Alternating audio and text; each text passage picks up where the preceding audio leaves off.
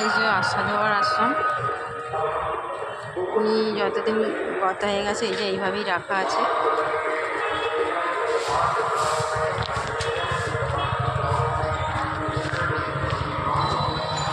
দেখো বন্ধুরা,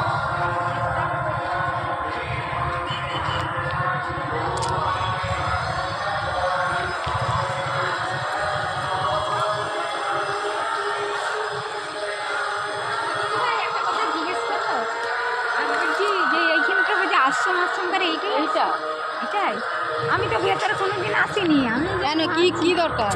বলছি যে জানিনি, দেখবো। ও এই তো আশ্রমের ঠাকুর, এই তো বন্ধুরা, এই যে আশ্রমের কালী ঠাকুর, আশ্রমের ভেতরে। এটা আমাদের বাগনান সাধু বাবার আশ্রম।